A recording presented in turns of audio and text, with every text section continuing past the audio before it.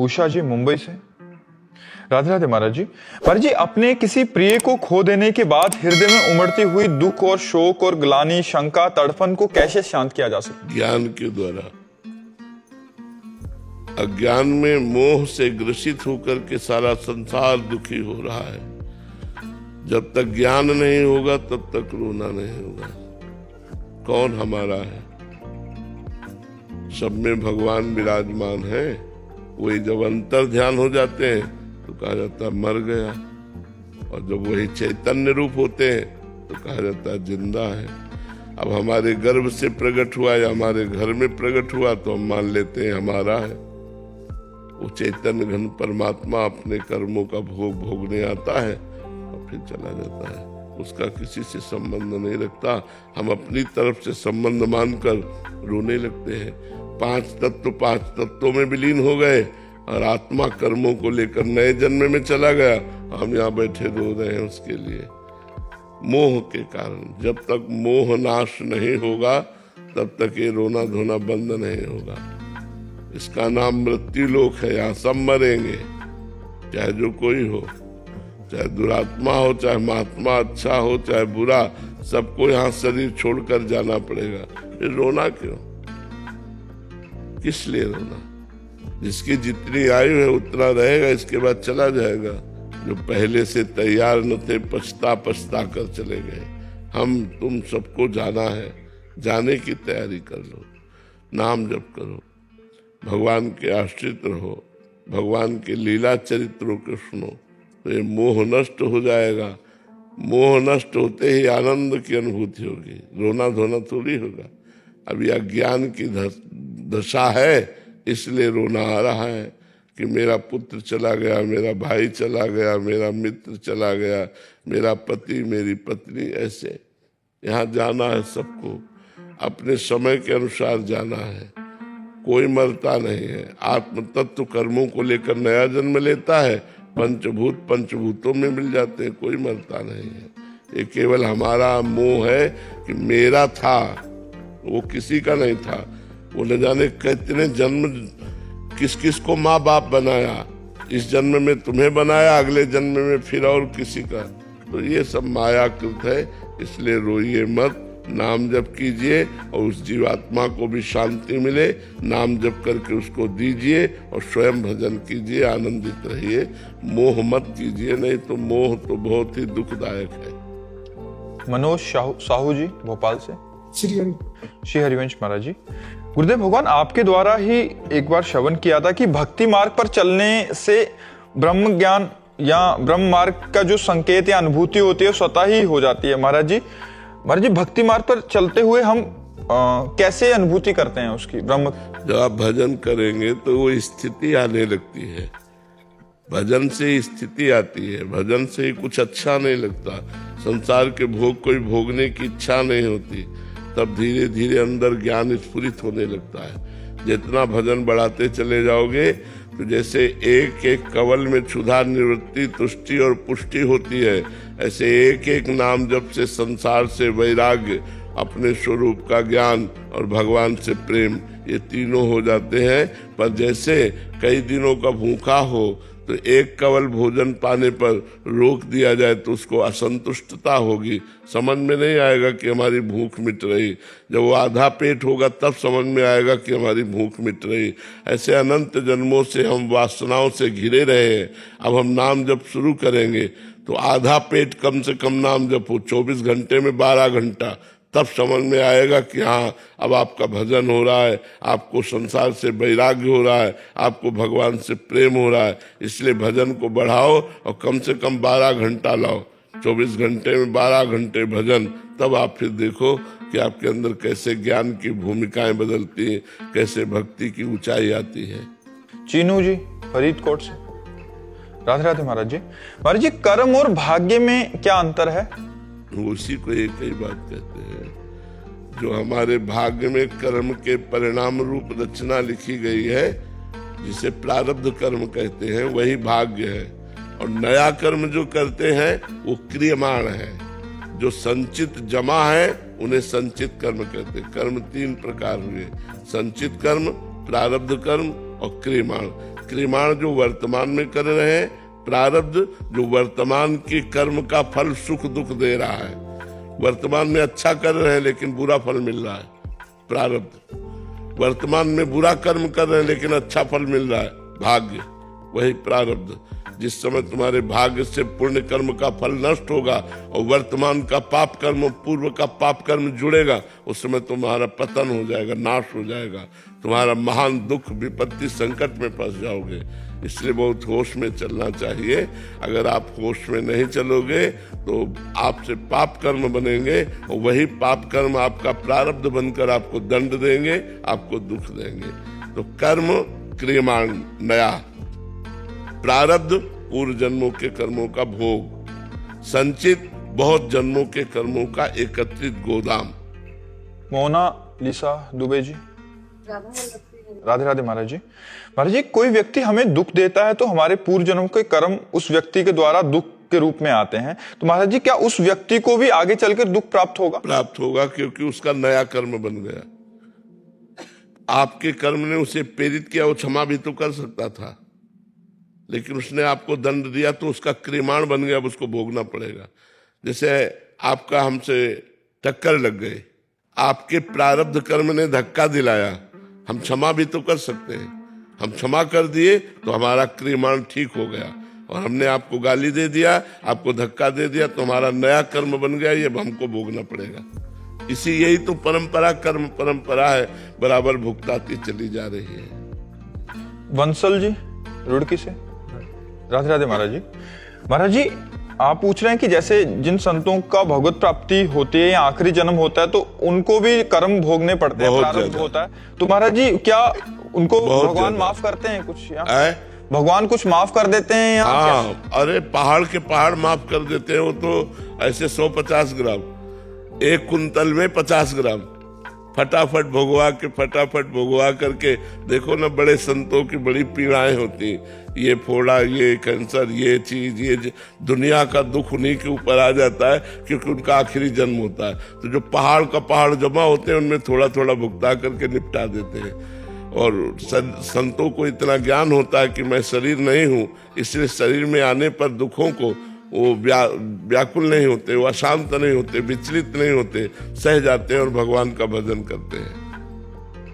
विदिशा शर्मा जी।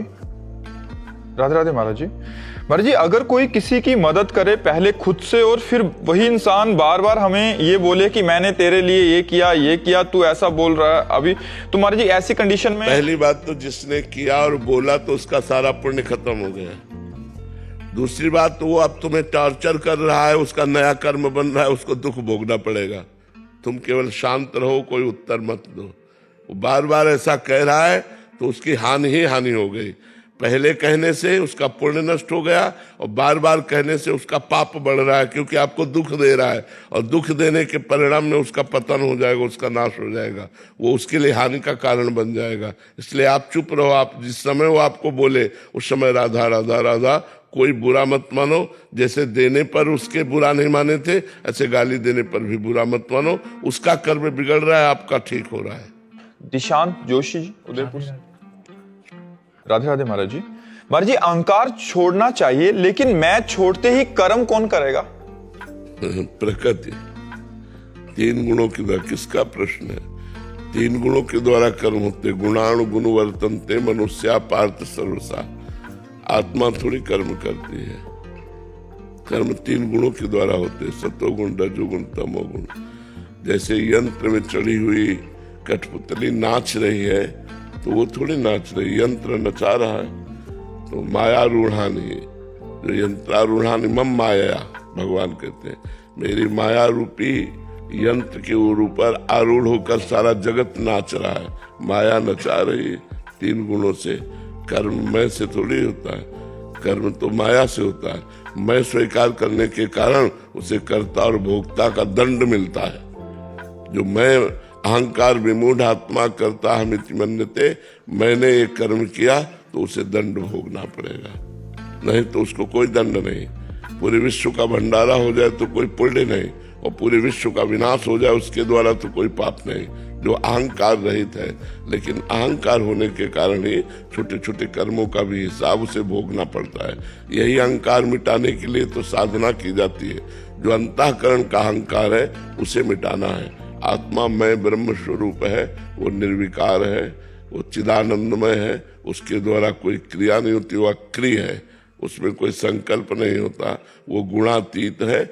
वही मैं हूँ, पर मैं भूल से अपने को शरीर मानकर और अंतःकरण के अहम धर्म से युक्त होकर कर्ता और भोक्ता भाव हो जाने के कारण हमारा जन्म मरण हो रहा है, हमें दंड भोगने पड़ रहे हैं। निर्विकार होने पर भी हम विकार को प्राप्त हो रहे हैं, अजन्मा होने पर भी हमारा जन्म मरण हो रहा है, और दुख रहित होने पर भी हमें दुख भोगना पड़ रहा है। यही कारण है। अगर मैं के द्वारा करता मैं ही है, तो आपके अभी अभी शरीर में जो दिल धड़कता है तुम्हारे द्वारा धड़कता है क्या? तुम धड़काते हो क्या? माया के द्वारा धड़क रहा है कि नहीं? पलके तुम झपकाते हो क्या? स्वयं हो रहा है कि नहीं हो? ऐसे सब कर्म स्वयं हो रहे हैं। जिस गुण का आवेश हुआ उसके द्वारा हो रहा है। अब कर्ता भाव होने का तुम्हें भोगना पड़ रहा है, नहीं तो कर्ता भाव ना हो तो कोई भोगना नहीं पड़ेगा, कुछ नहीं भोगना। ऐसे व्यक्ति हमें करना क्या चाहिए? क्या स्वयं होने का सब कुछ? पहले मैं को समझ करके इसको त्यागो, तो तुम खुद देखोगे इस शरीर के द्वारा कितने अच्छे और पवित्र कार्य होते हैं, क्योंकि गंदे कार्य मैं से होते हैं। जब मैं पुरुष हूं तो फिर स्त्री का आकर्षण है, फिर मकान चाहिए, फिर गाड़ी चाहिए, प्रतिष्ठा चाहिए। अब उसके लिए पाप कर्म बनते हैं, पुण्य कर्म बनते हैं, दोनों कर्मों को भोगना पड़ता है। साधना के द्वारा मैं का त्याग कर दे तभी तो मुक्त पुरुष होता है। उससे जो भी कार्य होते हैं सब मंगल में होते हैं, क्योंकि पाप कर्म मैं के द्वारा होते हैं, और मैं हट गया तो पाप कर्म उससे होने नहीं है, तो मंगल में जगत मंगल के कार्य होते हैं। वही संत हो जाता है, चाहे वो पैंट शर्ट में हो, चाहे वो लाल पीले में हो। संत के लक्षण आ जाए तो संत हो जाता है, वो संत हो जाता है। आरती जी दिल्ली से। श्री हरिवंश महाराज जी। महाराज जी, अभिमान जनित हीनता क्या है? पूज्य भाई जी के अनुसार अभिमान जनित हीनता का जो बोध है वो हीनता नहीं बल्कि अभिमान का शोभ है। साधक स्वयं में इसे कैसे पहचाने? अभिमान जनित हीनता का तात्पर्य होता है कि इनके पास तो गाड़ी है, मेरे पास गाड़ी नहीं है।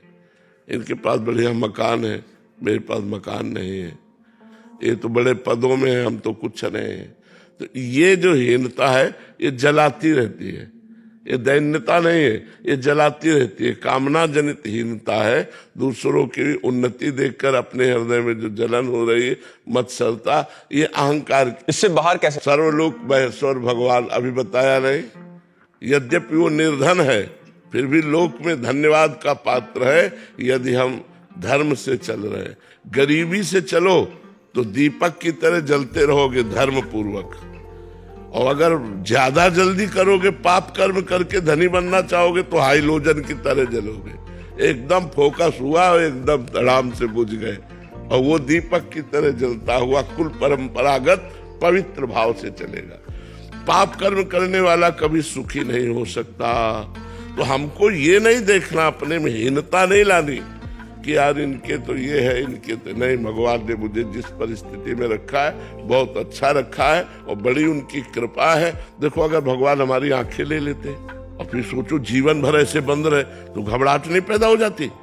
भगवान ने हमको आंखें दी, कान दिया, बोलने को दिया, चलने को दिया, चखने को दिया, मतलब हर। अब हम भगवान का धन्यवाद न दे करके हम इस बात से जले कि उसके गाड़ी अधिक है, उसके घर नहीं। हमको भगवान ने जितना दिया बहुत कुछ दिया। अब मैं भगवान का भजन करके भगवान को प्राप्त करूंगा, पाप कर्म नहीं करूंगा। पाप कर्म के द्वारा प्राप्त हुई सुविधा परिणाम में नाश को प्राप्त कराती है, इसलिए मैं ऐसा कर्म नहीं करूंगा, ईमानदारी वाला कर्म। और पहले लोगों के दिमाग में ईमानदारी भरी रहती थी। हमने देखा है कि पहले बेईमानी से लोग डरते थे। हमने कई बार बताया कि हम बच्चे थे, हमारे घर में गेहूं बेचा गया, क्योंकि किसान आदमी के यही धन प्राप्ति का उपाय था। तो जैसे स्कूल की फीस देनी है या उससे तो अन्न नहीं बेचा जाता, तो वो 100 रुपए का बिका। तो बेचने से उसने 110 रुपए दे दिए, अनजाने में 10 रुपए मतलब लिपट के आ गए। तो घर में जब उन्हें गिना गया तो 110 थे। तो पिताजी ने कहा पूरे पैसे लेके जाओ और उसके सामने गिन के दिखाओ कि तुम्हारे 10 ज्यादा है 10 वापस करके आओ।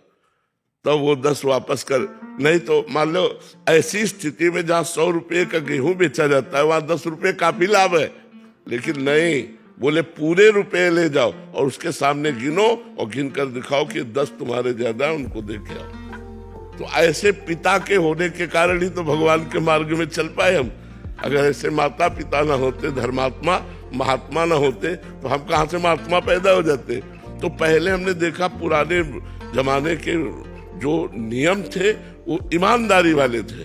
बेईमान, आप उनकी शरण में चले जाओ, वो मर सकते हैं लेकिन आपका बाल बांका नहीं होने सकते। और आज धोखा है, वही आदमी आपको मार सकता है। और पहले था मेरी शरण में आया है, चाहे मेरी जान चली जाए लेकिन मैं इसको कभी अहित नहीं होने। पहले विश्वास, धर्म, ये सब। अब धीरे धीरे कलयुग का ऐसा समय आता जा रहा है कि विश्वास और धर्म एक कोने में समेटता चला जा रहा है, अधर्म और अविश्वास ये बढ़ता चला जा रहा है। पति पत्नी में विश्वास नहीं, मतलब आप देखो विश्वास कितना कम हो गया कि पति पत्नी तो एक शरीर के 2 हिस्से समझो, पति पत्नी को, उनमें विश्वास नहीं।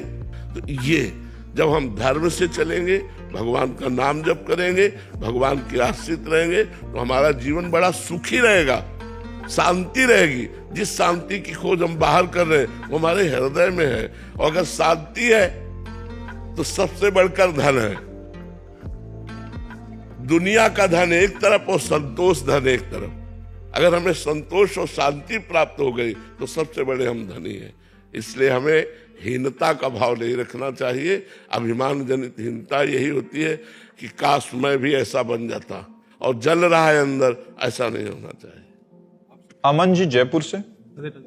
राधे राधे महाराज जी। महाराज जी, क्या नाम सुनने और नाम जप करने का फल अलग अलग होता है? मैं जप नहीं कर पाता लेकिन श्रवण कर लेता हूँ। नहीं, काम नहीं बनेगा।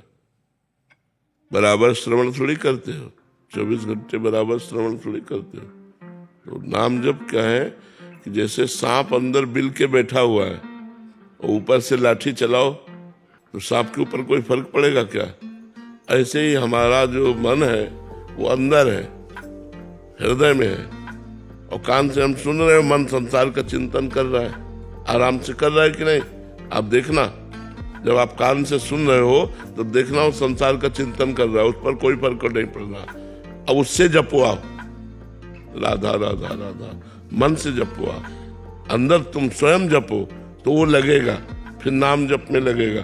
तो कभी श्रवण कर लिया और कभी नाम जप भी किया। केवल श्रवण बराबर थोड़ी करते हो, थोड़ी देर किया इसके बाद खत्म।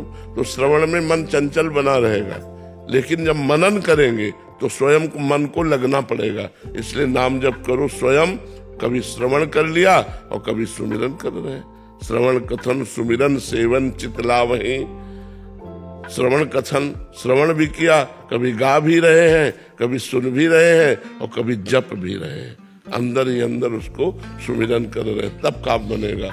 प्रधान कार्य श्रवण और कथन का तो सुमिरन ही है। सब साधनों का फल यही है कि अंदर ही अंदर हमारे भगवान का नाम चलने लगे, तब हमारा परम मंगल हो जाएगा, सारे पाप नष्ट हो जाएंगे। वैसे श्रवण मंगलम, भगवान की कथा, भगवान का नाम, भगवान की चर्चा श्रवण मंगलम, सुनने मात्र से मंगल कर देती है। लेकिन मन को लगाने के लिए हमें अंदर जप भी करना पड़ेगा, सुमिरन भी करना पड़ेगा। शिवम शर्मा जी गोवर्धन से। राधे राधे महाराज जी, आपके चरणों में कोटि कोटि प्रणाम। महाराज जी, आप हम ब्रिजवासियों की महिमा बताते हैं महाराज जी, लेकिन महाराज जी हम लोगों से संत वैष्णव की निंदा बहुत होती है। प्रभु जी श्री कृष्ण कहते हैं कि जो मेरे भक्तों के प्रति अपराध करता है मैं उसे कभी क्षमा नहीं करता। महाराज जी, हम क्या सुधार करें? हाँ, नहीं करना चाहिए। देखो, आप तो ब्रजवासी हो। जब भगवान के जय विजय पार्षद ने संत सनक सनंदन सनातन सनत कुमार को रोक दिया तो उनको गुस्सा आ गया कि हमें तुमने क्यों रोक दिया। तो उन्होंने साप दिया, जाओ 3 जन्म के लिए तुम असुर भाव को प्राप्त हो, दैत्य भाव को प्राप्त हो, क्योंकि तुमने यहाँ असुर भाव प्रकट किया। तो भगवान के दिव्य धाम के दिव्य पार्षदों को 3 बार रावण, कुंभकर्ण और हिरण्यकश्यप और हिरणाक्ष, शिशुपाल और दंत्रवक्त, ये 3 अवतार लेने पड़े जय विजय को। तो भगवान भी अवतार लेकर उनका उद्धार करते रहे यद्यपि, लेकिन ये प्रसंग बताता है कि यदि भगवान के तुम निजी पार्षद भी हो और अपराध संतों का कर दोगे तो तुम्हारी दुर्गति हो जाएगी। इसलिए संतों की निंदा नहीं करनी चाहिए, चाहे वो ब्रजवासी हो, चाहे ब्रजवासियों को संत जन मानते हैं तो संतों को ब्रजवासी भी बहुत प्यार करते हैं, लेकिन किसी भी संत की निंदा मत करो। हो सकता है वो अभी 10 दिन से संत बना हो तो तुमको उसके आचरण गलत दिखाई दे सकते हैं, लेकिन वो 10 दिन का संत है, वो धीरे धीरे धीरे साधना करके अब वो पवित्र बनेगा। तो हमको किसी के दोष नहीं देखने हैं, हमें किसी की निंदा नहीं करनी है, हमको अपना उद्धार करना है। इसलिए पर दोष दर्शन, पर निंदा श्रवण ये त्याग कर देना चाहिए। प्रतिभा दुबे जी। महाराज जी, अगर हम किसी कारणवश 4 धाम यात्रा ना कर पाए तो ऐसा क्या करें कि उतना ही पुण्य मिल जाए? भगवान का नाम जप।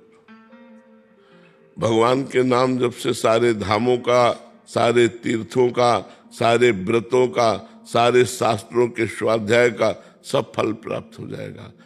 भगवान का नाम जप। ब्रह्म राम ते नाम बढ़, वरदायक वरदान। भगवान से भी बढ़ करके भगवान का नाम है जो वर देने वालों को भी वरदान देने की सामर्थ्य रखता है। ब्रह्म राम ते नाम बढ़, वरदायक वरदान। इसलिए भगवान का नाम जप करो तो आप परम पवित्र हो जाएंगे। अपवित्रः पवित्रो वा सर्वावस्थांगतोऽपि वः यह स्मरेत पुंडरीकाक्षम सवायाभ्यंतरा शुचि। वो बाह्य और अभ्यंतर दोनों से परम पवित्र हो जाता है जो भगवान का नाम जप करता है। सारे तीर्थ भगवान के द्वारा ही बनाए हुए हैं और जो भगवान को भी अधीन कर ले वो भगवान का नाम है। इसलिए भगवान का नाम जप करो, 4 धामों की यात्रा का फल आपको प्राप्त हो जाएगा। तनिष्का भरद्वाज जी।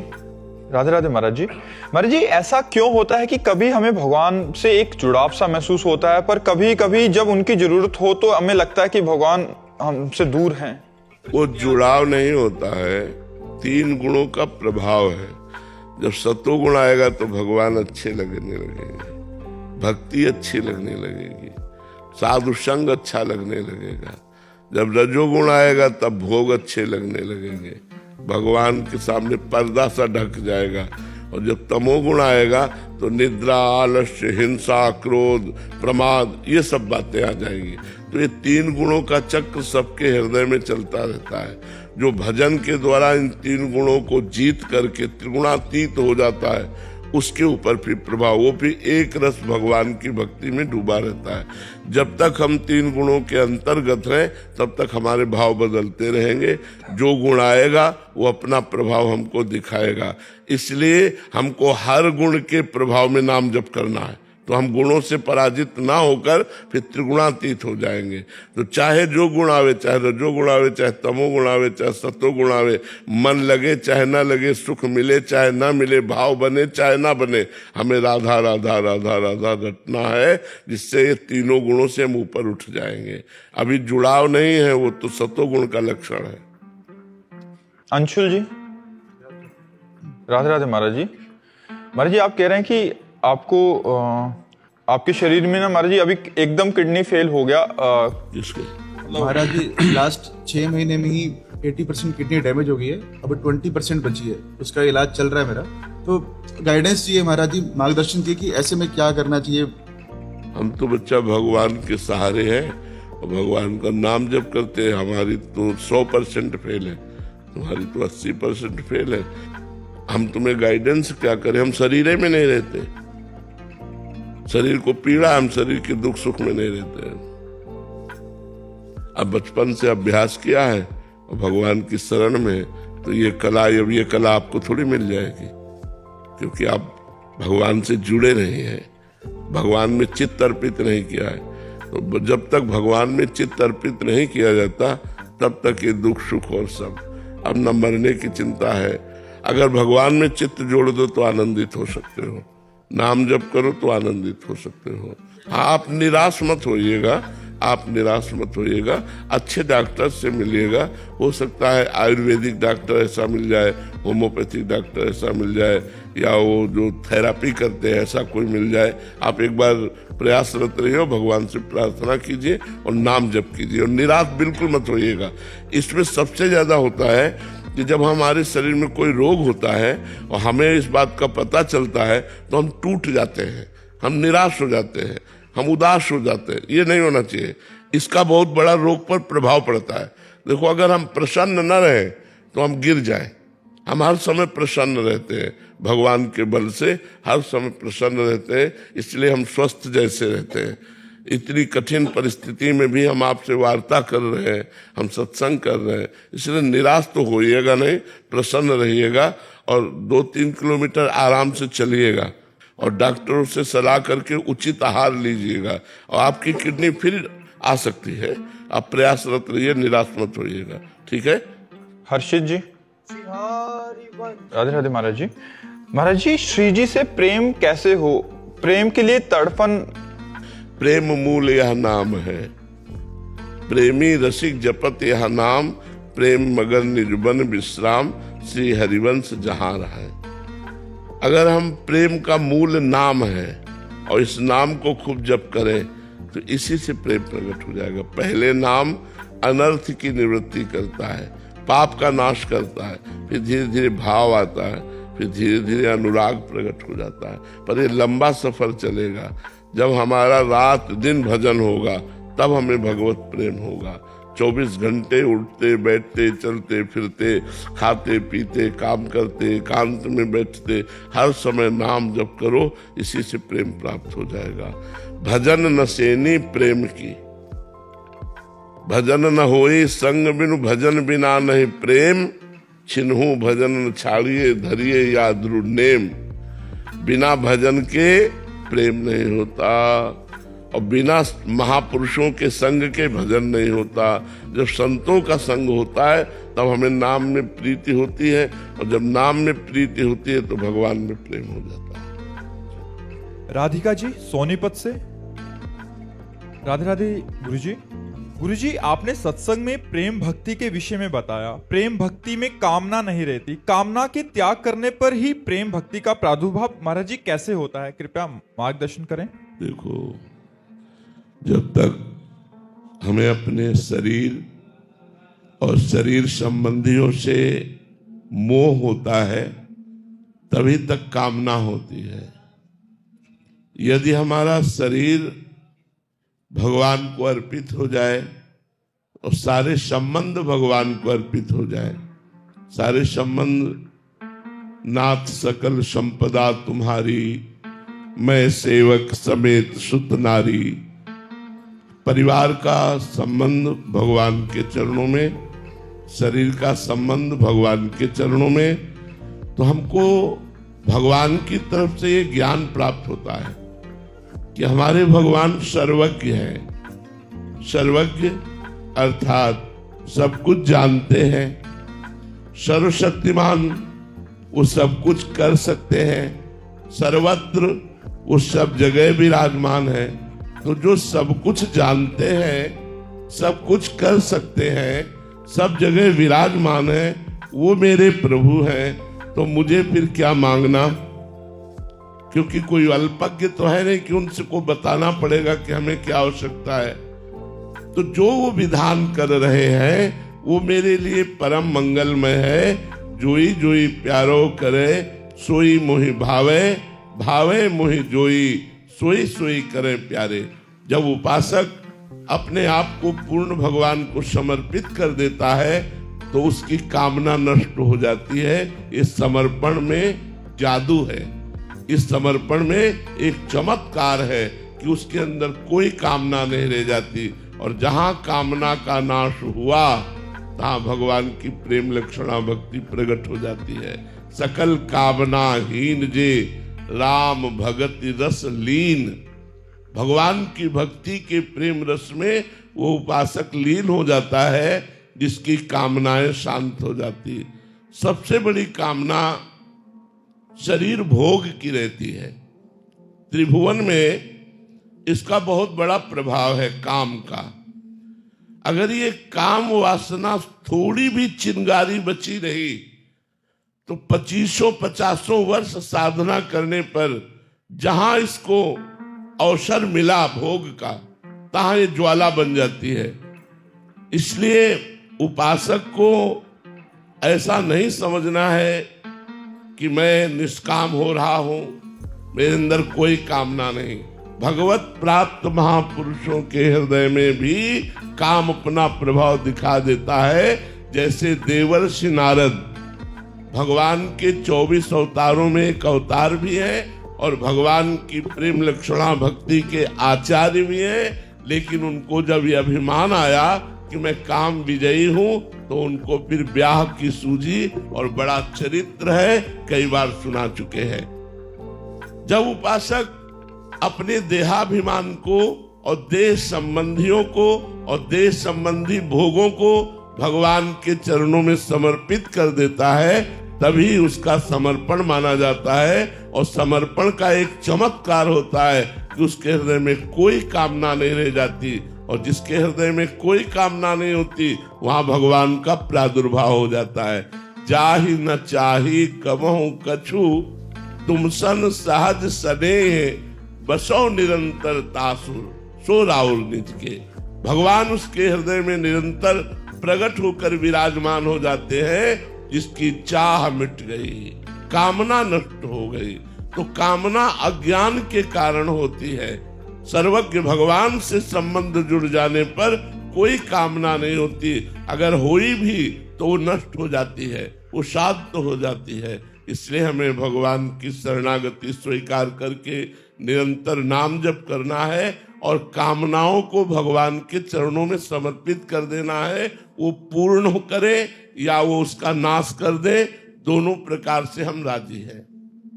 ध्रुव जी होशंगाबाद से। राधे राधे महाराज जी। महाराज जी, श्री जी और गुरु कृपा से हमें ये पता चल जाए कि ये सिद्ध संत हैं, तो उस सिद्ध संत से लाभ कैसे लें? उनकी वाणी का पालन करने से। संत सेवा साक्षात भगवान की सेवा है। उनको भोजन, औषधि, वस्त्र आदि से सेवा करना, उनके वास की व्यवस्था करना, उनके शरीर संबंधी आवश्यकताओं की पूर्ति करना और उनकी आज्ञा का पालन करना, इससे हमें संत कृपा का अनुभव होता है। और संत कृपा का अनुभव सीधे भगवान से जोड़ता है। बड़े भाग पाइब सत्संगा, बिनहि प्रयास होय भव भंगा। बिना प्रयास के संसार के समस्त दुखों का नाश करके भगवदानंद की प्राप्ति कराने में समर्थ है संत सेवा। पर कठिन है। संतों का बिलग बिलग स्वभाव होता है, बिलग बिलग उनकी साधनाएं होती हैं। यदि हम बहुत सहनशील हो, बहुत शांत हो और सब संतों में भगवान की भावना करें तो ही संत सेवा बन सकती है। नहीं, बहुत कठिन है संत सेवा। और संत सेवा बन गई तो भगवान उसके अधीन हो गए, जिससे संत सेवा बन गई। एक हरिपाल जी नाम के बड़े भगत हुए हैं, भक्तमाल में चरित्र है। उन्होंने अपने गुरुजी से पूछा कि मैं गृहस्थ हूं, मुझे कैसे भगवत प्राप्ति होगी? तो उनका रोज संत सेवा कीजिए, रोज किसी संत को जेवाइए, सुंदर सुंदर भोजन बनाइए और संत को पवाइए। कभी संत दरवाजे से भूखा ना जाए तो एक दिन भगवान साक्षात तुम्हें प्राप्त हो जाएंगे। अपने गुरुजी की बात मान करके हरिपाल जी रोज भगवत सेवा करने लगे। वो जमींदार थे, खूब जमीन धन ऐश्वर्य था। अब संत तो श्रद्धा के भूखे होते हैं, श्रद्धा भी थी और संपत्ति भी थी। धीरे धीरे संतों की मंडलियां आने लगी। अब तो रोज हजारों संतों का भंडारा होने लगा। धीरे धीरे जमीन बिक गई, घर की संपत्ति बिक गई, बाजार से उधार लिया, अब उधार मिलना बंद हो गया। एक दिन संत दरवाजे पे आए और घर में कुछ नहीं, तो उनका गुरु आज्ञा है संत भूखा नहीं जाना चाहिए। तो भाला उठाया और रास्ते पे जाके खड़े हो गए, और जो न राम बोलता न कृष्ण बोलता, न गले में कंठी न मस्तक में तिलक, तो सीधे भाला उसके गले पे रखते और उसके पास जो होता वो छीन लेते और छीन करके संत सेवा करते कि इसका भी कल्याण होगा और संत सेवा भी होगी। अब जब लोगों को ये पता चला कि हरिपाल सिंह डाकू हो गए और रास्ते में जो कोई राम बोल दे तो नहीं पी लेते थे, कृष्ण बोल दे, हरि बोल दे तो नहीं लेते थे, गले में कंठी हो मस्तक में तिलक हो तो प्रणाम करते थे, जो संसारी आदमी होता उसे लूट लेते थे और उसकी संपत्ति को भक्तों की सेवा में लगाते थे जाके। तो अब उस मार्ग से जो जाता वो राम राम बोल के जाता, कृष्ण नाम बोल के जाता, कोई तिलक लगा ले, कोई कंठी लगा ले तो बच जाए। वो जंगल का रास्ता था। अब हरिपाल जी को कोई लूटने वाला मिलता ही नहीं, क्योंकि जहां देखते हरिपाल जी राम राम, कृष्ण कृष्ण, हरि हरि, ऐसा लोग बोलने लगे। एक दिन साधु मंडली आई, अपनी पत्नी से कहा अब तो लूटने वाला भी हमारा जो विचार था वो गलत हो गया, कोई मिलता ही नहीं, किसको लूटे, सब राम राम बोलते हैं, हरि हरि बोलते हैं। जाता हूं, अगर आज संत सेवा नहीं हुई तो मैं प्राण त्याग दूंगा, अपने संतों को भूखा नहीं जाने दूंगा। मैं नहीं देख सकता कि गुरु आज्ञा का उल्लंघन हो। भगवान सर्वज्ञ है, वो सब कुछ देखते हैं, सब कुछ जानते हैं। भगवान ने श्रृंगार शुरू किया। द्वारिकाधीश रुक्मिणी जी ने कहा कहां जा रहे हो प्रभु? बोले एक महान भक्त को दर्शन देने जा रहे हैं। तो बोले आप अकेले अकेले नहीं जाओगे, हम भी जाएंगे। तो बोले देखो पूरा श्रृंगार करके चलना होगा, हमारे साथ चलना होगा तो, और कोई भी भागवतिक चिन्ह नहीं धारण करने, और रास्ते में केवल धन की बात करनी है, रामकृष्ण हरि भगवत चर्चा कोई नहीं करनी।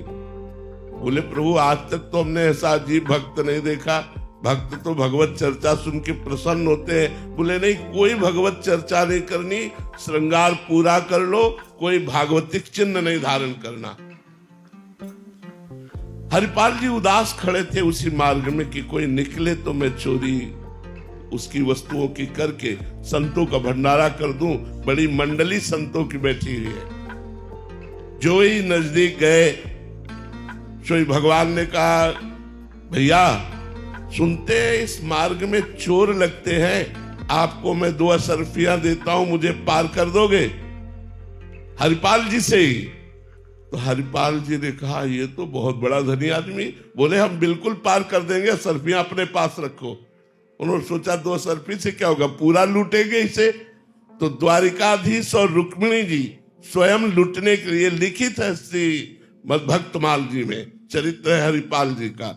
श्री रुक्मिणी जी और द्वारिकाधीश जब बीच जंगल में पहुंचे तो भाला निकाला और भगवान की तरफ भाला किया, का सब मुकुट आभूषण करधनी बाजूबंद सब उतार के रख दो। भगवान उतारने लगे तो रुक्मिणी जी ने कहा सुदर्शन चक्र की याद करो, ये भाला क्या करेगा, आप इसके सुदर्शन चक्र से मार दो।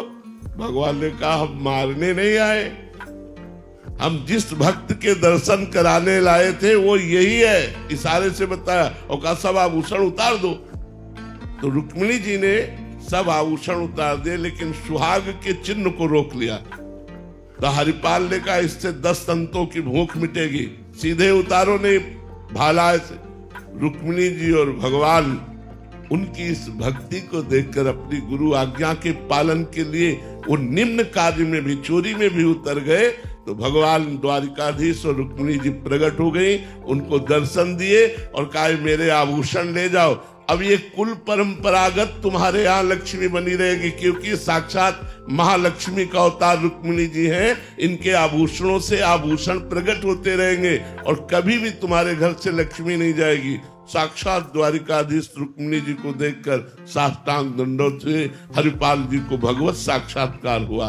यदि हम संत सेवा में उतरे तो बिक जाए चाहे, लेकिन संत हमारे दरवाजे से भूखे ले जाए तो भगवान की प्राप्ति हो जाती, निश्चित प्राप्ति हो जाती।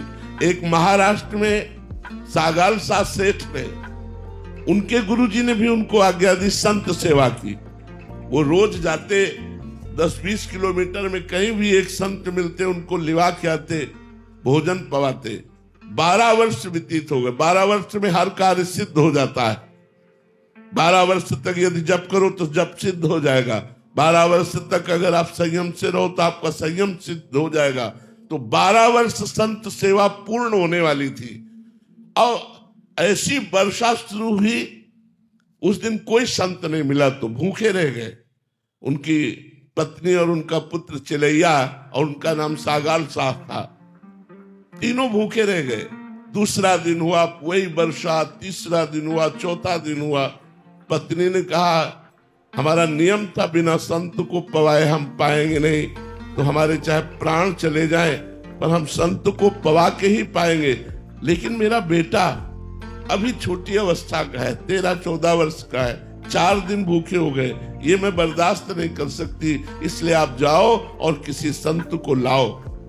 अब ऐसी वर्षा में कहां संत मिलने वाले, तो स्वयं भगवान संत वेश धारण करके चौराहे पे बैठे मिले। अरे सागर सा के तो मानो प्राण आ गए हो, दौड़ के गए, पर देखा उनके शरीर से कुष्ठ चूरा है, मवाद चूरा है, पर तिलक लगाए हुए संत वेश में साष्टांग दंडवत किया। कहा भगवान हमारा व्रत था, बिना संतों को भोजन पवाए हम पा नहीं सकते। 4 दिन हो गए, हमारे परिवार में किसी ने जल भी नहीं पिया। आप चलें और प्रसाद पाए और हमारे परिवार के प्राणों की रक्षा हो जाए, हमारे नियम की पूर्ति हो जाए। उनका हाँ चल सकते हैं, लेकिन मैं चलने लायक नहीं हूं, मुझे कोई अपने कांधे पे ले चले। तो उनका आओ प्रभु मेरे कांधे पे बैठो। उनका नहीं, एक आदमी तो मक्खी उड़ाने के लिए चाहिए ना, अपनी पत्नी को लिवा के लाओ और वो हमें कांधे पे बैठा ले। गए घर में, पत्नी से कहा, पत्नी आई, जे ही वो बीभत्स रूप देखा, यहाँ घाव मवाद चूरा है, और उसके मन में आया नहीं संत के प्रति दोष दर्शन नहीं करना, मुझे संत सेवा करनी, इसलिए बैठा ला। अब वो इतनी दुर्गंध भगवान ने बढ़ा दी कि दोनों पति पत्नी छोड़कर भाग जाए, लेकिन गोविंद गोविंद गोविंद एक एक कदम भगवान नाम जप करते हुए घर पहुंचे। उनको स्नान कराया, चंदन लगाया, तो उन्होंने फिर खीर पुआ ये अच्छे अच्छे पदार्थ सामने रखे। भगवान जो संत वेश में कुष्ठी रूप में थे, उन्होंने कहा खीर पकवान नहीं पाते। तो उनका प्रभु हम तो वैष्णव हैं, हमारे यहाँ तो प्याज लहसुन भी नहीं बनता, आप संत वेश में आए, आप भूखे वापस लौट जाएंगे, आप रुकिए, मैं कसाई वाले से मांस लेकर के आता हूँ। उन्होंने कहा नहीं कसाई वाले का मांस नहीं चाहिए, ये हम बहुत बड़े संत से प्रवचन में उनके सुना था, हमें कसाई वाले का मांस नहीं चाहिए। यदि आप पवाना चाहते हो तो अपने पुत्र का मांस पवा दो। तो पत्नी की तरफ देखा और कहा ये क्या संत है, लेकिन संत पे दोष दर्शन करके या उनको भूखा वापस करके। तो उनका प्रभु यदि आपकी आज्ञा हो तो मैं अपने पुत्र की हत्या करूं और आपके लिए मांस बनाऊं। बोले मुझे इससे मतलब नहीं, मुझे पाना है, लेकिन यही घर में पाना है, बाहर से कुछ लाना नहीं। जेहू अपने पुत्र की हत्या करने के लिए उद्यत हुए, देवी भगवान प्रकट हो गए। उनका बस मैं यही देखना चाहता था कि संत के प्रति तुम्हारा कितना समर्पण है। संत के प्रति समर्पण, मोरध्वज ने अपने पुत्र को आरे से चीर दिया। तो संत सेवा करना बड़ा कठिन है। अगर संत सेवा हो गई तो भगवान बिक गए, भगवान उसके अधीन हो जाते हैं। संतों को पवाने का मतलब है जैसे गर्भिणी स्त्री को पवाओ तो उसके पाए हुए अन्न से उसका बच्चा पुष्ट होता है, ऐसे हृदयस्थ भगवान संतों के विराजमान है। संतों को पवाने का मतलब है सीधे भगवान को पवाना। तो वस्त्र सेवा, वास सेवा, संतों की सेवा, उनकी आज्ञा का पालन करना, इससे निश्चित भगवत प्राप्ति हो जाती है। प्रोफेसर वीडी शर्मा जी, राधे राधे महाराज जी। महाराज जी, नाम जप के साथ किन भावों द्वारा शरणागति भाव को पुष्ट किया जा सकता है? सबसे पहला भाव हमारा दास्य भाव होना चाहिए। हमारे यहाँ भक्ति में 5 भाव और 6वां महाभाव, शांत भाव, दास्य भाव, सख्य भाव, वात्सल्य भाव, गोपी भाव और महाभाव सहचरी भाव, इन 6 भावों का वर्णन किया गया है। तो हम भगवान के अंश, गीता में भगवान ने कहा ममैवांशो जीवलोके जीवभूता सनातना मनाखष्टानि इंद्रियाणि प्रकृतिस्थानि कर्षति। ममैवांशो, ऐ जीव तू मेरा अंश है। तो उस भाव से, अंशी भाव से सबसे पहले हम भगवान को अपना अंशी माने, अपना स्वामी माने और हम भगवान के सेवक हैं, ऐसा भाव माने। श्री हनुमान जी महाराज राम जी के चरणों को लिए हुए बैठे थे। परम ज्ञानी वशिष्ठ जी ने सभा को जलाने के लिए कि हनुमान जी ज्ञानी नाम अग्रगण्यम है, बुद्धिमताम वरिष्ठम है, बुद्धिमानों में सबसे श्रेष्ठ है। पूछा, हनुमान तुम कौन हो? हनुमान जी ने वशिष्ठ जी की तरफ देखा कि इतना बड़ा ज्ञानी महात्मा प्रश्न कर रहा है, जरूर गूढ़ उत्तर देना चाहिए। तो उनका, प्रभु शरीर भाव से ये स्वामी है और मैं दास हूं। प्रभु अंश भाव से मैं अंश हूं, ये हमारे अंशी हैं। और प्रभु दास भाव से ये स्वामी, मैं सेवक। और स्वरूप भाव से जो सियाराम वो विराजमान, वो सियाराम यहां विराजमान है। जो सियाराम वहां विराजमान है, वो सियाराम यहां विराजमान है। दास भाव स्वामी सेवक शरीर को लेकर, अंशी भाव स्वरूप को लेकर, और अगर वास्तविक तत्व की बात करें तो जो सियाराम वहां विराजमान, वो सियाराम यहां विराजमान। तो हमें चाहिए देहाभिमान नष्ट करने के लिए भगवान को स्वामी मानकर और अपने को सेवक मानकर उनका नाम जप करते हुए उनकी सेवा करनी चाहिए। आपको समझ में आया नहीं? कोई इसमें प्रश्न आपका? मोहित जी, प्रश्नकर्ता कह रहे हैं कि महाराज जी, धर्म पत्नी को खुश रखने के लिए कोई मंत्र है अगर वो नाराज हो? देखो, इसके हम विशेषज्ञ नहीं हैं, लेकिन शास्त्र के अनुसार हम बता सकते हैं कि यदि हम अपनी धर्म पत्नी की कामना पूर्ति करें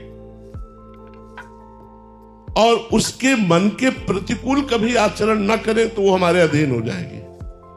उसके मन के प्रतिकूल आचरण न करें और सदैव उसकी कामना की पूर्ति में तत्पर रहे और अन्य स्त्री से संबंध न बनावे।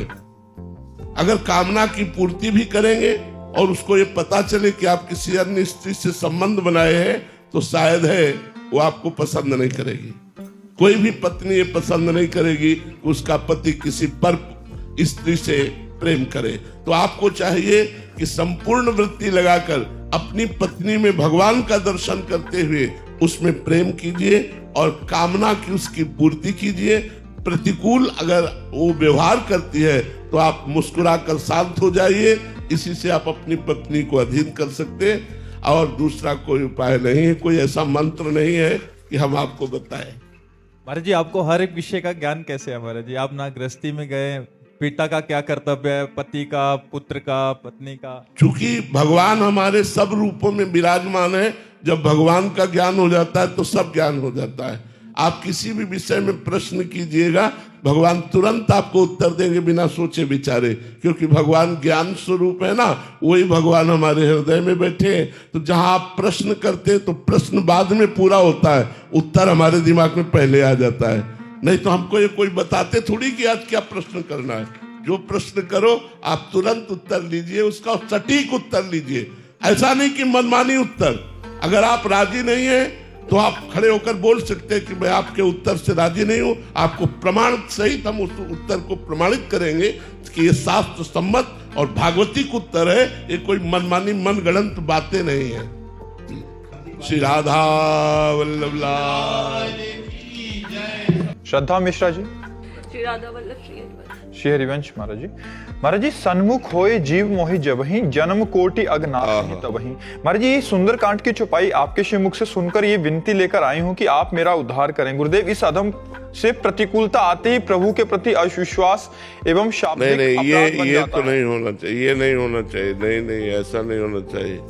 अपने प्यारे के द्वारा दी हुई प्रतिकूलता प्यारे में प्रेम बढ़ाती है, ना कि प्यारे पर अश्रद्धा कर लेती है। ऐसा नहीं होता।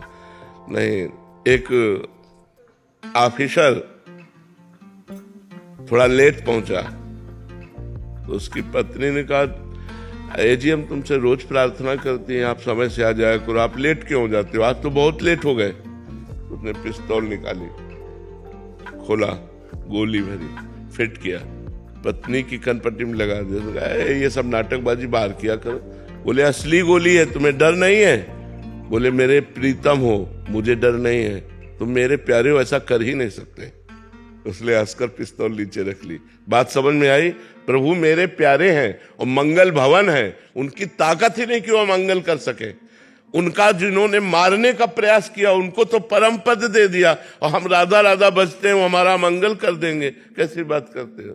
जिन्होंने प्रभु को मारने का प्रयास किया, जैसे पूतना अपने स्तनों में जहर लगाकर 6 दिन के भगवान थे, उनको मारने के लिए गई तो उनको वो पद दिया जो यशोदा मैया को मिलना चाहिए। ऐसे कृपाल भगवान क्या भजन करने वालों को या अपने भक्तों को वो आप मंगल करेंगे, वो दुख दे देंगे, वो विपत्ति दे देंगे? नहीं, ऐसा भगवान का ऐसा स्वभाव नहीं है।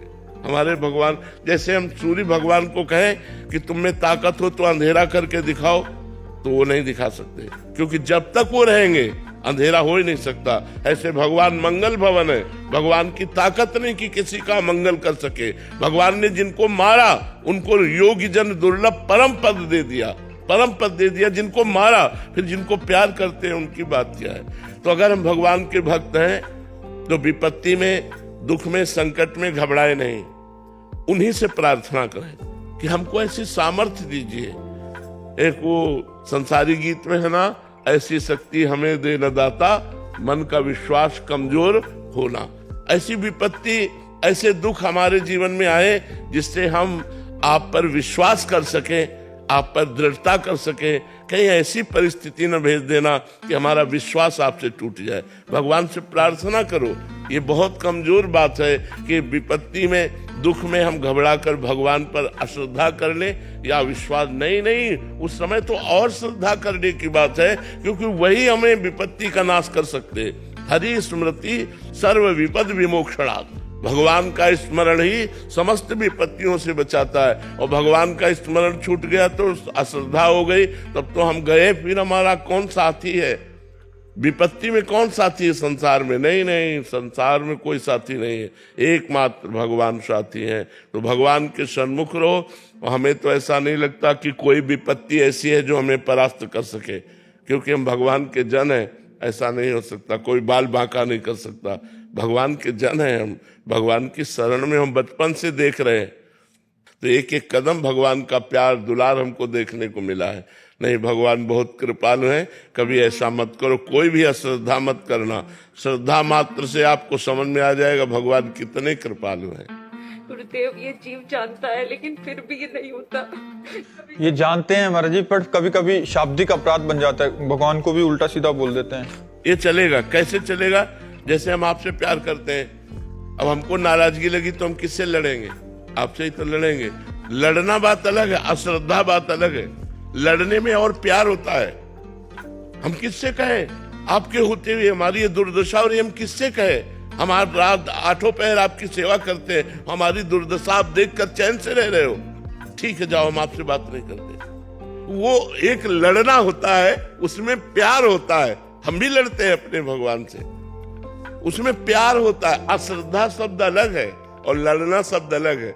लड़ने में प्यार होता है, अपने प्यारे से लड़ने में एक और आनंद की अनुभूति होती है, बाद में रोना भी तो आता है। आप लड़के देखो, वो इतना आनंद दे देंगे कि रोना आ जाएगा, आपसे लड़े, आप क्षमा कीजिए, ऐसा आ जाएगा। पर अश्रद्धा होना अलग बात है। अश्रद्धा नहीं, प्यार में लड़ना होता है। अश्रद्धा एक अलग चीज है और प्यार में लड़ना एक अलग चीज है। जैसे नरसिंह मेहता जी भगवान से कहते हैं, उनको दर्शन दे दिए, हमको क्यों नहीं दे रहे, हमसे क्या परेशानी। 52 बार दर्शन दिए नरसिंह मेहता जी को। तो वो अपनापन, जब अपनापन होता है तब बात होती है। महाराज जी, आपके जीवन की कोई ऐसी घटना कि आपको गुस्सा आया? हाँ, क्यों नहीं आया, कई बार आया। उसके बाद फिर आपको प्रेम भी आया? अरे उसी प्रेम में गुस्सा आता है महाराज जी, उसके बाद फिर और क्या रोना आता है, फिर बाद में रोना आता है कि क्षमा करो, आवेश में मैं बोल गया आपसे। वो सुनते हैं और वो एक एक सेकंड की सुनते हैं, एक एक सेकंड का हिसाब करते हैं। ऐसा नहीं है, बहुत प्यारे लाडले, वो कोई मूर्ति नहीं है, वो यही सबके बीच में, हर कण में, हर क्षण में, आप में, सब में वो समाये हुए हैं। कोई उनसे प्यार करके तो देखे, इतना बड़ा प्यार करने वाला कोई आशिक ही नहीं जितने बड़े भगवान हैं। कोई प्यार करके तो देखे, इतने सुंदर, इतने महान, सर्वश्रेष्ठ, सर्वलोक महेश्वर, और वो हमारे प्यारे, छाती चौड़ी हो जाती है यार, मस्त हो जाता है जीवन, नाचने को करता है कि भगवान ने मेरी बात बना दी, कि हमारा यार बन गए भगवान, हमारा प्यार बन गए भगवान। संसार से हटा करके अपने से प्यार करवा लिया, हमारे जीवन को धन्य कर दिया भगवान ने। अरुण जी करनाल से, राधे राधे महाराज जी, आपके चरणों में कोटि कोटि प्रणाम। महाराज जी, जिस शांति के लिए हम सारी उम्र भागते रहते हैं वो हमारे अंदर ही है, तो इतनी बाद में क्यों पहुंचते हैं वहां तक? बाहर से आप भटक गए ना, अब इंद्रिय और मन बहिर्मुख हो गया। बहिर्मुख का मतलब संसार में। अब संसार में भटकने के कारण शांति तो अंदर है और भटक बाहर रहे। मानो चाबी घर में खो गई और वो घर में है, और हम दरवाजे के बाहर पूरा दिन भटकते रहे। शाम के जब थक के आए तो पता चला चाबी तो घर में ही है। तो शांति तो हृदय में है, तो हृदय में टिकते कहाँ हैं? सारा हृदय बाहर फैलाए हुए है, संसार के सारे रागों में फैलाए हुए है। तो यहाँ शांति थोड़ी, दुखालयम अशांततम। जैसे मिठाई की दुकान में जाओ और वहां बोलो कि जरा गीता जी देना, तो आपको कहेगा ग्रंथालय में जाओ, ये तो मिष्ठान भंडार है। तो संसार को भगवान ने क्या लिखा है? दुखालयम अशाश्वतम, हेडिंग डाल दी ऊपर, ये दुख का घर है और नाशवान है। महाराज जी, फिर क्या संसार गृहस्थी छोड़ के? छोड़ना कहाँ है, छोड़ना थोड़ी कुछ है, कभी कुछ छोड़ना नहीं है, परिवर्तन करना है और जोड़ देना है। जैसे आपने एक कर्म किया, 2 घंटे कर्म किए, और इसके बाद कृष्णार्पणमस्तु ये जोड़ दिया, वो कर्म भगवान को समर्पित कर दिया, तो भगवत समर्पित कर्म आपको मोक्ष की तरफ ले जाएगा, बंधन की तरफ नहीं ले जाएगा। और कहीं बीच बीच में कृष्ण कृष्ण राधा राधा भी जप लिया और वो कर्म भगवान को समर्पित कर दिया, वो कर्म भगवान को समर्पित होने के कारण आपका परम मंगल कर देगा। वो निष्काम कर्म हो गया, वो भगवत समर्पित कर्म हो गया, वो आपका मंगल कर देगा। वही कर्म है, हल जोत रहे हो, चाहे व्यापार कर रहे हो, चाहे कोई ड्यूटी दे रहे हो, यत करो भगवान ने कहा। उसमें ये नहीं कहा कि ये करो, यही समर्पित करो, कहा यत करो, जो तुम कर रहे हो, पाप कर्म छोड़कर। पाप कर्म समर्पित नहीं किए जाते। जैसे हम भोग लगाते हैं तो अभक्ष पदार्थों का त्याग कर देते हैं, मांस मछली अंडा लहसुन प्याज, इनका हम त्याग करके भोग लगाते ठाकुर को। तो ऐसे हम पाप कर्म का त्याग करके अच्छे कर्म, हर जगह अच्छे कर्म है। जैसे आप कोई सर्विस कर रहे हैं और उसमें से बेईमानी कर रहे हैं तो पाप कर्म कर रहे हैं। आप सर्विस कर रहे हैं, ईमानदारी से कर रहे हैं, वो धर्म कर्म है। बात है चाहे 1 रुपया की बेईमानी हो, लेकिन पाप कर्म बन गया। और ईमानदारी से कर रहे हो, ठीक है गरीब हो, लेकिन आप धन्यवाद के पात्र हो, भगवान आपको धन्य करेंगे।